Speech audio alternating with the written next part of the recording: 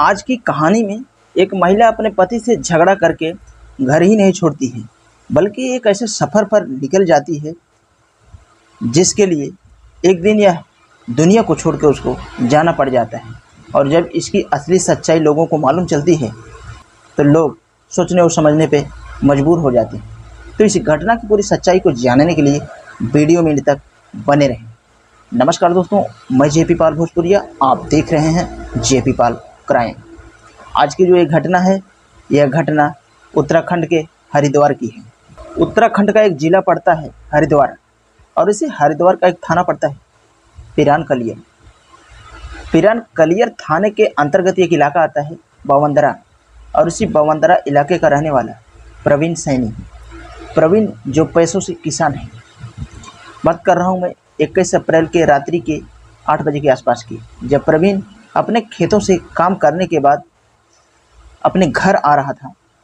अचानक उसे झाड़ियों में एक महिला की आवाज़ सुनाई देती है, जो दर्द के कारण कराह रही थी, जिसे सुनने के बाद वह एकदम हैरान रह जाता है। लेकिन वह अपनी हिम्मत को जुटा के जब झाड़ियों की तरफ जाता है और वहाँ का नज़ारा देखता है तो वह एकदम हैरान रह जाता है। दरअसल उसी झाड़ी के अंदर एक महिला थी जो कि काफ़ी बदहवास में पड़ी थी, जिसके शरीर से काफ़ी खून भी बह रहा था। प्रवीण जब इसका नज़ारा देखता है तो वह तुरंत पुलिस स्टेशन पे फ़ोन कर देता है। इधर पुलिस को जैसे ही इसकी सूचना मिलती है, पुलिस अपने टीम के साथ घटनास्थल पे जाती है और उस महिला को अपने कस्टडी में लेकर के हॉस्पिटल के लिए रवाना हो जाती है। पुलिस रास्ते में ही उस महिला से पूछना शुरू करती है। महिला अपना नाम शकीना बताती है। शकीना पुलिस वालों से कहती है कि साहब, मेरे पति का नाम सोहेल खान है, जो उत्तर प्रदेश सहारनपुर का रहने वाला है। शकीना पुलिस वालों से कहती है कि दरअसल मेरे ऊपर हमला कोई और नहीं, मेरा पति ही किया है। इससे पहले कि पुलिस शकीना से कुछ और पूछता, अब रास्ते में ही उसकी मौत हो जाती है। अब पुलिस उस डेड बॉडी को अपने कब्जे में लेती है और फिर इस पूरे वारदात के बारे में जानने के लिए पूरी शक्ति के साथ पेश आती है। पुलिस सोहेल को ढूंढते हुए सबसे पहले उसके घर पे जाती है, जहाँ पे पुलिस को सोहेल तो नहीं मिलता है, लेकिन उसके परिवार वाले पुलिस से कहते हैं कि साहब, मेरा बेटा हरिद्वार में रहता है, वहाँ पे एक फैक्ट्री है और वहीं नज़दीकी वो नौकरी करता है। अब सोहेल के घर वाले जब इसका नया एड्रेस देते हैं तो पुलिस वाले अब उसके नए एड्रेस पे जा पहुँचते हैं, और जैसे ही वहाँ पे जाते हैं देखते हैं कि दरवाजे पे ताला लगा हुआ है। अब पुलिस वाला वहाँ पे तुरंत उसके मोबाइल पे फ़ोन लगाता है, लेकिन घंटी तो जाता है, वह फ़ोन को रिसीव नहीं करता है। जब पुलिस 2-3 बार फ़ोन लगाती है और फ़ोन को रिसीव नहीं किया जाता है, तो अब पुलिस वाले के सामने मेन एक्शन ये था कि इसका लोकेशन ट्रस्ट करना है। अब जब पुलिस वाले को वहीं का लोकेशन दिख जाता है तो पुलिस वाले का शक जो है उसी के ऊपर जाता है कि यह यहीं कहीं पे नज़दीकी है। फिर पुलिस वाला कुछ ही देर के बाद में अपने मेहनत पे कामयाब होता है और उसे एक होटल से गिरफ्तार कर लेते हैं। गिरफ्तार करने के बाद में जब इस घटना की पूरी सच्चाई उससे पूछता है तो अब वह बताना शुरू करता है। दरअसल इस कहानी की शुरुआत होती है घटना से ठीक 12 साल पहले। शकीना जो मूल रूप से पश्चिम बंगाल की रहने वाली थी, लेकिन उसका पूरा परिवार उत्तर प्रदेश के प्रयागराज में रहता था। दरअसल 12 साल पहले ही प्रयागराज का रहने वाला हाकिम से शकीना की शादी हो जाती है, और शादी के कुछ ही दिन के बाद में शकीना 3 बच्चों की माँ भी बन जाती है, जिसमें 2 बेटियाँ और 1 बेटा। पर जैसे शादी के कुछ साल गुजरते हैं, अब उस लड़के के अंदर बुरी लत आ जाती है। अब वह नशेड़ी तो था ही, इसके साथ में अब जुआड़ी भी बन जाता है।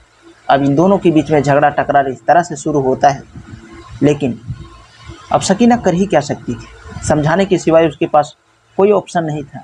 लेकिन जब समझाने के बाद भी कोई इंसान ना समझे तो फिर इंजाम बहुत बुरा होता है, और इस कहानी में शकीना के आदमी के साथ भी सेम कुछ ऐसा ही हो रहा है। शकीना अपने पति को लाख समझाने की कोशिश करती है, लेकिन हकीम के ऊपर उसका कोई फ़र्क ही नहीं पड़ता है। अब समय यूं ही गुजर रहा था। एक दिन इन दोनों के बीच में इस तरह से दूरियां आ जाती हैं कि साल 2017 में शकीना अपने पति से अलग हो जाती है। तलाक लेने के बाद साल 2018 में सकीना अपने तीनों बच्चों को हाकिम के पास ही छोड़ देती है और फिर हरिद्वार में ही एक फैक्ट्री में नौकरी करने लगती है। अब वहीं पे उसकी मुलाकात सोहेल से होती है। सोहेल जो इस फैक्ट्री में 5 साल से काम कर रहा था। सोहेल और सकीना की जब पहली मुलाकात होती है, दोनों एक दूसरे से बातचीत करते हैं, लेकिन बात करते ही करते दोनों एक दूसरे के दिल में इस तरह से जगह बना देते हैं कि अब सकीना और सोहेल के बीच में दोस्ती हो जाती है। उसके बाद से सकीना अपनी सारी सच्चाई सोहेल से बताना शुरू करती है, जिसकी वजह से सोहेल को भी सकीना के ऊपर तरस आ जाता है और आखिरकार ना चाहते हुए भी सकीना और सोहेल के बीच में प्रेम प्रसंग शुरू हो जाता है। सकीना और सोहेल के बीच में अब जब प्रेम इस तरह से आलाप लेता है तो वह एक दूसरे से शादी करने का भी फैसला कर लेते हैं। लेकिन सोहेल जब अपने परिवार से इसकी बात कहता है तो उसके घर वाले मानते ही नहीं। पर जब शादी की अनुमति उसको नहीं मिलती है तो वह घर वाले से खिलाफ होकर शादी कर लेता है। शादी करने के बाद में फिर से सहारनपुर में रहने लगता है और अपने पत्नी के साथ में वह जीवन यापन शुरू करता है। अब समय यूं ही चल रहा था। जैसे कुछ दिन बीतता है, सोहेल 3 बच्चों का बाप बन चुका होता है, जिसमें 2 बेटियां और 1 बेटा होता है। पर जैसे ही शादी के 3 साल का समय बीतता है, दोनों के बीच में अब लड़ाई यहाँ पे शुरू हो जाती है, जिसकी वजह से सोहेल सकीना के बीच में झगड़ा टकरार इस तरह से हो जाता है कि अब एक दूसरे से दूरी ये लोग बना लेते हैं। आए दिन हर रोज़ जब झगड़ा टकरार शुरू होता है तो सोहेल एक दिन इस प्रकार से गुस्से में आता है और उसी गुस्से में सकीना को तलाक दे देता है। अब जैसे ही तलाक दे के वह जाने लगता है, यहाँ पे सकीना उससे अपना खर्चा मांगने लगती है। वह खर्चा देने के लिए भी जब नहीं तैयार होता है तो सकीना के पास अब कोई ऑप्शन नहीं बचता है।